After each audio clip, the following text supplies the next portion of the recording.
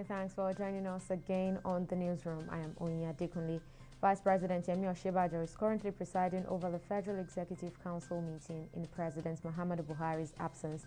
Before the meeting kicked off in earnest, the cabinet members observed a minute silence in honor of two former ministers, one-time Minister of Science and Technology Bode Olookboroku and Umar Mohammed Baba. The meeting, which is holding through virtual platform, has 7 cabinet ministers physically present in the council chambers of the State House in Abuja.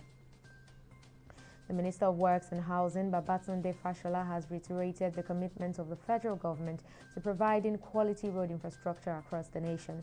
The minister said this during an inspection visit to the sections 1 and 2 of the ongoing dualization and expansion of the Abuja-Kefi-Akwanga Road construction project. Meanwhile, Director Press and Public Relations of the Ministry, Boade Akinola, in a statement to newsmen on Wednesday, said Fashola was in company of the Minister of State for Works and Housing, Abubakar Aliyu, during the inspection. And the Department of Petroleum Resources (DPR) has assured Nigerians of adequate supply of petroleum products before, during, and after the Easter holidays.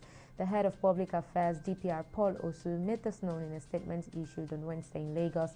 Osu said that there was product sufficiency nationwide and assured or advised marketers against hoarding and creating artificial scarcity. The federal government had declared April 2nd and April 5th as public holidays to mark the Easter celebration. And UK Prime Minister Boris Johnson has joined more than 20 world leaders in calling for a new global settlement to help the world prepare for future pandemics. In a newspaper article, the leaders, including the German Chancellor and French President, said COVID posed the biggest challenge since World War II. The 24 leaders argue that a treaty similar to that reached in the wake of World War II is needed to build cross-border cooperation. They further noted that the pandemic has shown nobody is safe until everyone is safe.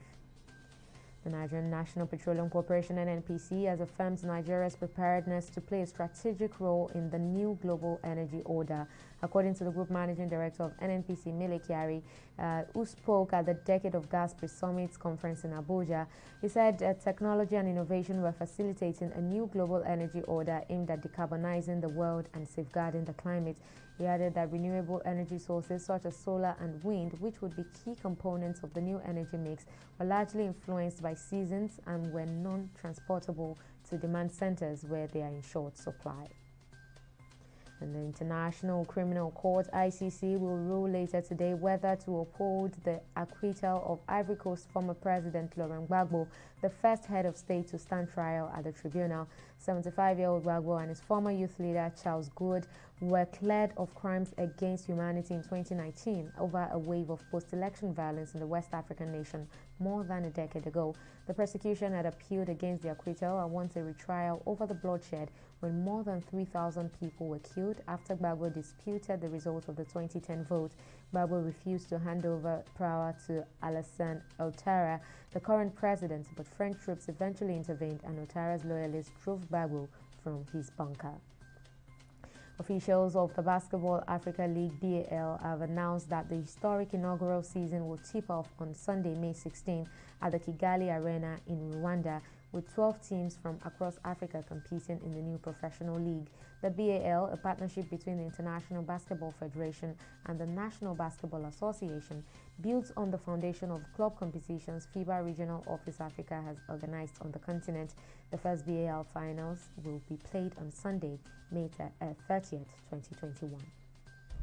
Well, that's the latest update on the newsroom. Please join us on the next hour for more. I am Onya Dekunle. Thank you for watching.